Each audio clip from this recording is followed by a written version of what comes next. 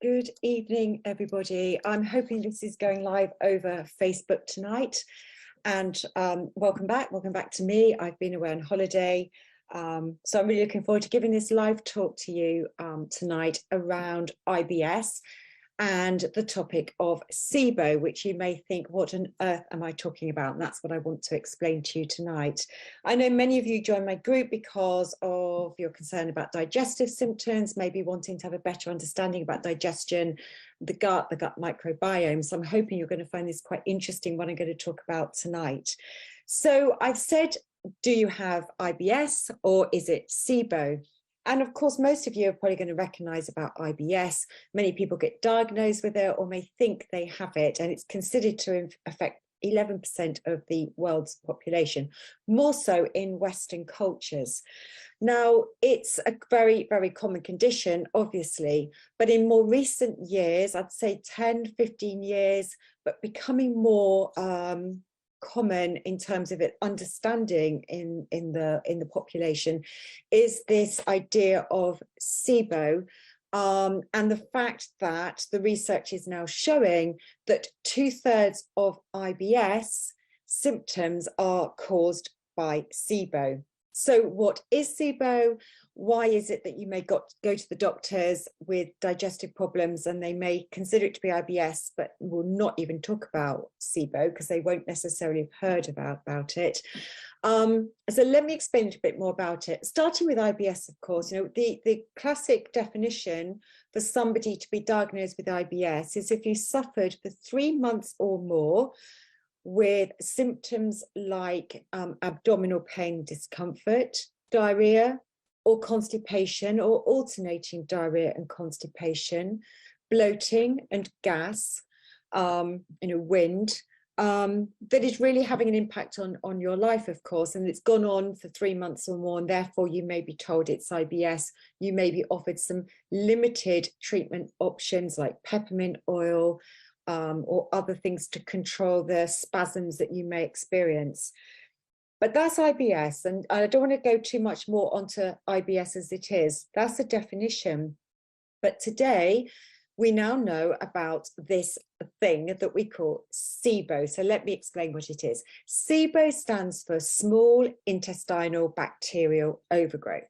Bit of a mouthful, but basically what we're talking about here is the bacteria that should be residing in your gut, in your large colon, has somehow managed to find a way to thrive in the small intestines.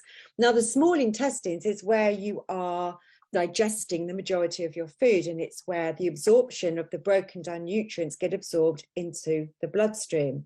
So if you have food, if you have bacteria that is residing in the very, very lengthy small intestines, and it could be at various parts of that small intestines, there isn't one place where it likes to live. If it starts to live in that place and you've got partially digested food that's arriving in the small intestines from the stomach, not yet completely digested, and I'm talking mostly around carbohydrates, plant type carbohydrates here, then the bacteria will use this as a fuel source. They ferment it, and once they ferment it to use as a fuel, you start to get gases to be developed. Now, there are certain types of bacteria that like to thrive there. And there are 3 main types of bacteria that create different gases. There are the bacteria that create hydrogen gas, those that create hydrogen sulfide gas, and they're not bacteria, they're called archaea, but they are another type of microbe that creates a methane gas, methanogens, creates methane. Hydrogen may be a bacteria that's producing just hydrogen, but actually what we're learning more and more about now is that the hydrogen is then getting used by these other bacteria to create hydrogen sulfide or methane. They then use that as a fuel in a 2-step process. Now, if you imagine, if you've got gas that's in your stomach and you need to get rid of it, you're going to burp. And if you've got gas in your colon, you're going to have wind.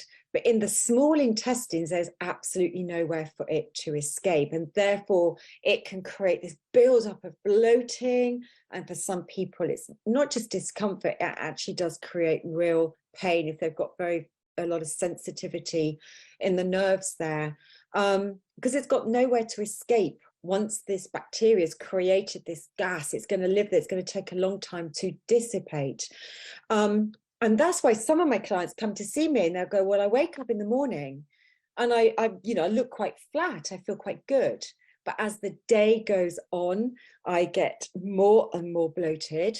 People find their clothes get too tight. And often the description is that they feel about 7 months pregnant, which is certainly not an ideal position to be in at all.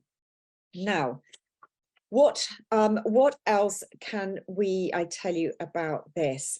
Well, why do the bacteria decide to thrive in the small intestines? This is the key part to understanding why you may have this and why it may be contributing to your IBS symptoms.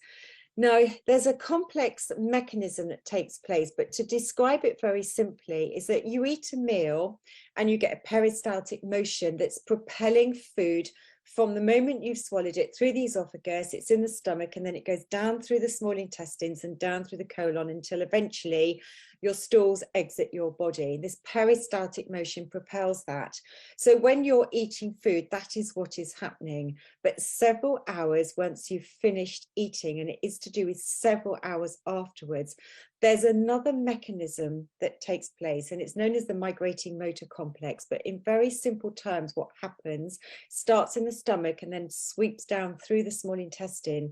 It's a cleansing type sweeping action. And the way it was described to me, which I think is a very useful analogy, is to think about it as brushes brushing down the walls of the small intestines in little brush-like movements that sweep away debris like any remaining food and bacteria that is decided to get stuck in the small intestines. It's a really, really important aspect of clearing away stuff that's there after the meal and clearing everything, cleansing everything in preparation before we eat again. Now, if that sweeping, brushing action isn't taking place, then you can understand how bacteria has enabled to live there. The other thing that's considered to happen is that we get what's called translocation. Basically, what it means is bacteria is somehow able to pass back from the colon and back into the small intestines. But it's this first aspect that seems to be the major problem, is that this sweeping action is not taking place. Now, one of the major reasons why this is not occurring is due to our regular eating, our snacking culture that we have developed in the last 20, 30 years, is that we've constantly got food available wherever we go. We go to the petrol station, we get a snack. You know, you're hungry, you walk to your fridge, you get something to eat. It's snack, snack, snack.